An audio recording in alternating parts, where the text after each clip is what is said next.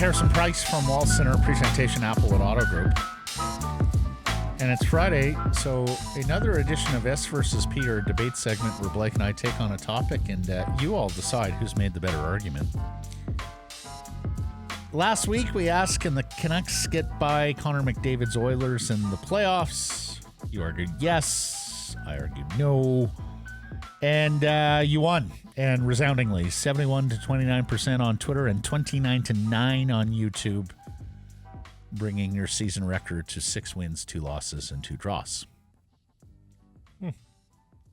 Feels bigger than that, but okay. Well, today's question, it's also our Bodog poll question. Would JT Miller make a good captain? I'll be arguing yes. Blake will be arguing no. 2 minutes per argument. Mediator Grady Sass presiding. And of course, we ask you, the voters, to set aside your own personal biases. We're not asking you for your opinion on this question. We're asking you to evaluate and decide who has made a better argument on the question. So, by the way, I was away last week. How did Judge Martins do in my absence? I felt there was bias against me based on long-term grievance. Yeah. Long-term grievance. And I am petitioning the appellate court to throw it out. Oh, okay. Other than that, it went swimmingly. It's a pattern I'm picking up on here. Yeah, there's a pattern, all right. All right. Who's going first? I'll go first. Okay. All right, Blake. Yeah. Your 2 minutes begins now. You know, noise is fun when it comes to player comments. The more a player says, the more we have to talk about as media and fans. But not all noise is constructive. And when it comes to captaincy, sometimes less is more. Not to mention, you set yourself up for failure by taking more proverbial shots. Say more, you're bound to say something that gets taken wrong and causes some furor. That's why you get Bo Horvats of the world. Bo was great, wasn't quiet, but also didn't put a lot of meat on the bone. But some of the great NHL captains of all time either said very little or said things quietly. Joe Sakic, Henrik Sedin, Steve Yzerman, even a guy like Jarome Iginla, who was a bit of a Horvat himself, friendly, engaging, but not a lot to work with ultimately. JT Miller's verbosity isn't a key ingredient to a captaincy. It may be to the leadership group as a whole, and he'll be a part of that, to be sure, but it's not a huge attractant for his candidacy as the actual captain itself. Iginla had Phaneuf and Kiprusoff. Henrik Sedin had Ryan Kessler. They were all part of the group, but the man at the top was the serene, calm authority.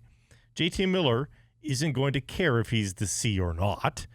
Or if he does, great. He'll probably use that to his advantage. Maybe it'll spur him on to be a complete player. And that's also part of being a leader. Not what you say, but what you do. Sedin, Sakic, Yzerman were first guys to practice, last to leave kind of guys. They demonstrated the gold standard on and near the ice.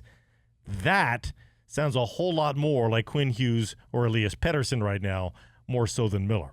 Or hey, maybe there is no captain. No hurt feelings if nobody gets passed over, if it's truly a collective. Until this team is led to the playoffs by a transcendent season from someone, maybe the captaincy remains up for grabs. Right at. Yeah, I was going to say, where was the buzzer there? That was professional. Sass? That was he professional. got it in before. The buzzer only plays if you go over. New rules I make on the fly here. Well, it's not new rules, it's just common sense. Yeah. That'll be helpful Which at the ain't appellate so court common for level. some, myself New included. rules I made up on the spot. There you go. That's what I'm up against here. Just hydrate, for heaven's sakes, and get yourself ready. When you're in my chair, when you're the judge, the mediator, you can do that. All right, Matt. You know, speaking of patterns, be it Trevor Martins, be it Andrew Wadden, be it Grady Sass, we hand them a little bit of power in this segment, and look at how they abuse it. Yeah, or maybe it's the person on the other end of that confrontation. Okay, let's go. Order. Objection. All right, Matt. 2 minutes begins now. Blake's talking about noise. The Canucks need noise. Room is too quiet, according to head coach Rick Tocchet. New coach, new culture. The louder, the better. turn it up to 11. Now, the case for JT Miller as Canucks captain is that he's the alphiest alpha who ever alphaed. He's going to be the loudest, most outwardly passionate player in that room. So why not formalize that with the captaincy? Because he's going to be talking regardless. He's going to be sharing his opinion.